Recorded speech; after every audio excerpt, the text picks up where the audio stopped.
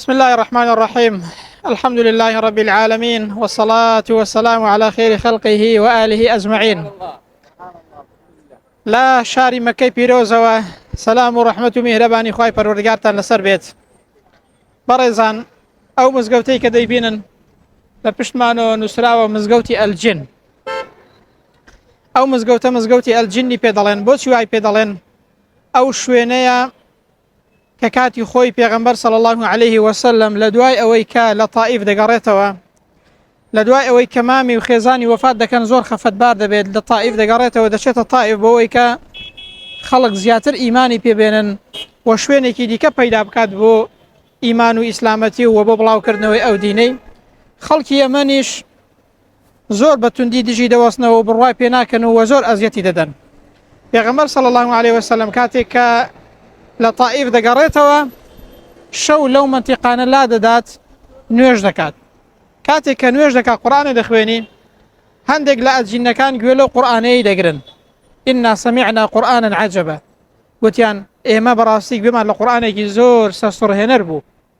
دوای دەچن هەندێکی دیکە بانگ دەکەن، شەوێکی دێن بانگی پێغەمبەریش دەکەن صلی الله عليه وسلم بۆ ئەوەی کە پێغەمبەر قورئانیان بۆ بخوێنێتەوە، ئیمان بۆ پێغەمبەری دێنن صلی الله عليه وسلم. جا ئالەو شوێنە کۆ دەبنەوە، ئالەو شوێنە ئەو ئەجینانە دێن کۆ دەبنەوە کە پێغەمبەر صلی الله عليه وسلم شوێنەکەی ناساندووە و نیشانی داوا ڕووکو عەبدوڵڵای کوڕی مەسعود باز دەکات.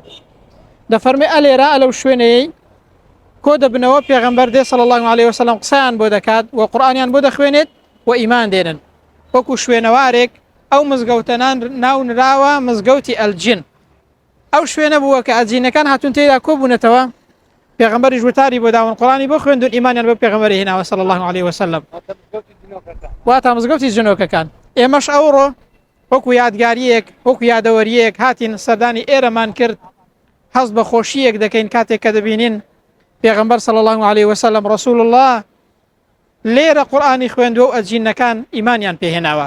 ئەوە پەیامێکیشی تێدایە ئەگەر ئینسان هەڵوێستەیەکی لە بەرامبەردا بکات، ئەویش ئەوەیە پێغەمبەر صلی الله عليه وسلم لە دوای ئەوەی کە خەڵکی مەککەی بڕوای پێ ناکەن و خەڵکی تائیف زۆر ئەزیەتی دەدەن و منداڵ و ژنی بەدوا دەخەن و بڕوای پێ ناکەن، ئەوە پەیامێکە خوای پەروەردگار بە هەموو کەسێک دەڵێ، بە هەموو بێباوەڕێک دەڵێت، با بێباوەڕانی مەککەی گوت ئەگەر ئێوە بڕوا بەو پێغەمبەرە گەورەیە و پایە بەرزە ناکەن، ئەوە جیهانێکی دیکە کە جیهانی ئەجینەیە هیچی کەمتر نییە لە ئینسان، بڕوا بەو پێغەمبەرە دەکات صلی الله عليه وسلم. ئەگەر ئێوە بڕوای پێ ناکەن، جیهانێکی ئیدیکە بڕوا بەو پێغەمبەرەی دەکات و ئەو پێغەمبەرە دەنگ و باسی و ناوبانگی بەرز دەبێتەوە. بەڵام ئەوانەی کە بڕوایان بە پێغەمبەر نەهێنا صلی الله عليه وسلم، ئێستا چیان لێ هاتووە؟ ناویان چۆتە ناو زبڵدانی مێژووەوە. بەڵام خوای گەورە دەفەرمێ وەڕەفەعنا لەکە ذیکرەک، ئێمە دەنگ و باسی تۆمان بەرز کردوێتەوە. ئەوە تا بە هەزاران کەس دێ سەردانی ئێرە دەکات، لە ماڵی خوای پەروەردگار بە هەزاران و ملیۆنان خەڵک لە جیهانەوە دێ سەردانی ئەو ماڵی دەکات، ذیکر و یادی ئەو پێغەمبەرەی دەکات صلی الله عليه وسلم، بەڕێوە شوێنی ئەو پێغەمبەرەیدا دەڕوات. بەڵام ئەوانەی بڕوایان بە پێغەمبەر نەکرد، ناوبانگیان بزر بوو، خۆشیان بزر بوون. بۆیە ئەوە پەیامێکە خوای پەروەردگار وەکو دڵدانەوەیەک بۆ پێغەمبەر صلی الله عليه وسلم، وەکو پەیامێک بۆ بێباوەڕان. ئەگەر ئێوەش بڕوای پێ نەکەن، ئەوە تا خەڵکێکی دیکە بڕوای پێ دەکات و دەنگ و باس و ناوبانگی بەرز دەبێتەوە. خۆشی بۆ ئەو کەسەی لەسەر ڕێگای ئەو رسول الله صلی الله عليه وسلم بڕوا بەو پێغەمبەرە نازدارەی دەکات صلی الله عليه وسلم، بەڕێوە شوێنیدا دەڕوات، ئەوە خوای گەورە دەنگ و باس و ناوبانگی بەرز دەکاتەوە.